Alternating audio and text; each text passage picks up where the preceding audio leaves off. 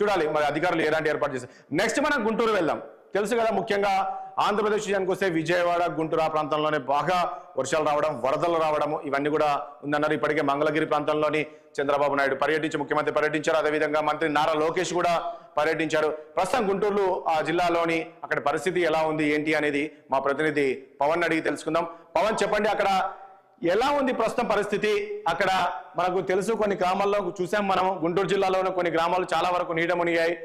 నేను ఇంతకుముందు అన్నట్టు ముఖ్యమంత్రి కూడా పర్యటించారు, అదేవిధంగా మంత్రి నారా లోకేష్ కూడా పర్యటించారు, అక్కడ సహాయచారు పాల్గొన్నారు.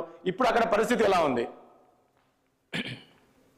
సార్? మొత్తానికి ఆంధ్రప్రదేశ్ లో బంగాళాఖాతంలో ఏర్పడినటువంటి అల్పపీడనం ద్రోణి ప్రభావంతో అయితే మాత్రం రాష్ట్ర వ్యాప్తంగా పూర్తి స్థాయిలో ఒక జల దిగ్బంధంలో మునిగిందని చెప్పాలి సార్. మరి అందులో భాగంగానే చూసుకుంటే విజయవాడ గుంటూరు మహానగరాల్లో కూడా కుండపోత వర్షాలతో ప్రజలు ఇప్పటికే తీవ్ర ఇబ్బందులు ఎదుర్కొంటా ఉన్నారు. నిన్న మొన్న వరకు కూడా పెద్ద మొత్తంలో కురిసినటువంటి భారీ వర్షాలకు లోతట్టు ప్రాంతాలు మొత్తం కూడా పూర్తి స్థాయిలో జలమైనటువంటి పరిస్థితులు కూడా కనిపిస్తా ఉన్నాయి. మరి దాదాపుగా ఇప్పుడు ఏదైతే ఈ రోజు కొంత తెరిపించినటువంటి నేపథ్యంలో కూడా ప్రభుత్వం అయితే మాత్రం సహాయక చర్యలని ముమ్మరం చేస్తా ఉంది. ఇప్పటికే రాష్ట్ర ముఖ్యమంత్రి చంద్రబాబు, అదేవిధంగా డిప్యూటీ సీఎం పవన్ కళ్యాణ్ ఇద్దరు కూడా సమస్యతో ఏదైతే ముంపు గ్రామాల్లో ఉన్నటువంటి ప్రజలందరికీ కూడా పునరావాస కేంద్రాలను కల్పిస్తా ఉన్నారు. అదేవిధంగా చూస్తున్నట్టయితే వారికి కావాల్సినటువంటి వసతులను కూడా ఇప్పటికే ఏర్పాట్లు చేయాలని కూడా అధికారులను ఆదేశించారు. చూడొచ్చు సార్, ప్రధానంగా ఏదైతే ఉమ్మడి గుంటూరు జిల్లాకు సంబంధించి కూడా నాగార్జున సాగర్ ఆయకట్టు ప్రాంతాల్లోని ఏదైతే నాగులవరం తండా, అదేవిధంగా కొన్ని గిరిజన గ్రామాల తండాల్లో ఉన్నటువంటి వారంతా కూడా ప్రస్తుతం వారి ఇళ్లు పూర్తిగా కూడా నీట మునిగినటువంటి పరిస్థితి కనిపిస్తా ఉంది.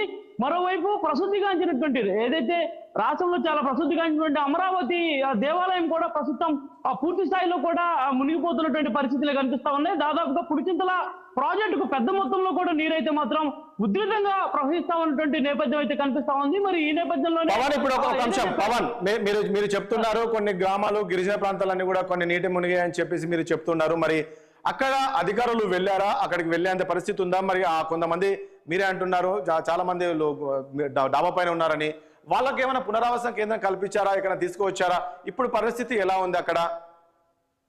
ఖచ్చితంగా కూడా సార్, రాత్రి ఏదైతే కొంత తెరిపించినటువంటి నేపథ్యంలో అయితే మాత్రం అక్కడ ఉన్నటువంటి గ్రామాలకి పడవల ద్వారా జిల్లా సంబంధించినటువంటి కలెక్టర్ తో పాటు స్థానికంగా ఉన్నటువంటి ఎమ్మెల్యే బాచం ప్రవీణ్ కూడా రంగంలోకి దిగి ఏదైతే ఎన్టీఆర్ఎఫ్ బృందాలతో కలిసి గ్రామాల్లో పడవల్లోకి ఇళ్ల మధ్యలోకి వెళ్లి ఇళ్లలో ఉన్నటువంటి వారందరినీ కూడా సురక్షిత పునరావాస కేంద్రాలకు అయితే మాత్రం తరలించడం జరిగింది.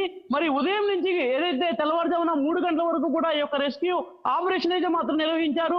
దాదాపుగా వందలాది కుటుంబాలను కూడా పెదకూరపాడు సంబంధించినటువంటి ఒక ప్రైవేట్ స్కూల్లో కూడా వారందరికీ కూడా పునరావాసం అయితే మాత్రం ఏర్పాటు చేసినటువంటి పరిస్థితి కనిపించింది.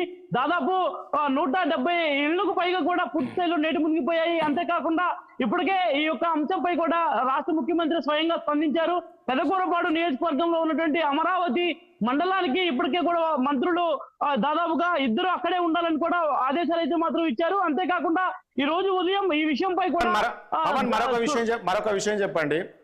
మనం చూస్తూ ఉన్నాము, ఇటు వైఎస్ఆర్ కాంగ్రెస్ పార్టీ ఒకటి ఆరోపణలు చేస్తుంది. ఏంటంటే ముందస్తుగా సహాయ చర్యలు చేపట్టడంలోనే ప్రభుత్వం విఫలమైంది. ముందస్తుగా సమాచారం ఈ వర్షం వస్తుందని చెప్పేసి ముందస్తుగా సమాచారం తెలుసుకోవడం కూడా పూర్తిగా ప్రభుత్వం విఫలమైందని చెప్పేసి వైసీపీ చెప్తుంది. కానీ ఇక్కడ ముఖ్యమంత్రి ఏమో స్వయంగా చూస్తూ ఉన్నాము, బోట్లో వెళ్ళి రిస్క్ తీసుకుని అర్ధరాత్రి 2-3 గంటల వరకు తిరుగుతున్నారు. దీన్ని ఏ రకంగా చెప్తారు మీరు?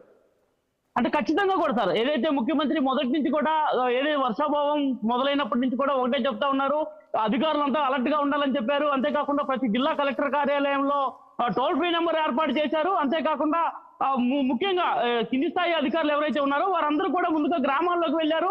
ఎప్పటి పరిస్థితిని అప్పుడు ముఖ్యమంత్రి కార్యాలయానికి చేరవేస్తా ఉన్నారు. మరి ఈ నేపథ్యంలో చూసాం, రాత్రి కూడా ఆయన విజయవాడలో ఉన్నటువంటి కలెక్టర్ కార్యాలయంలో మకాం వేశారు.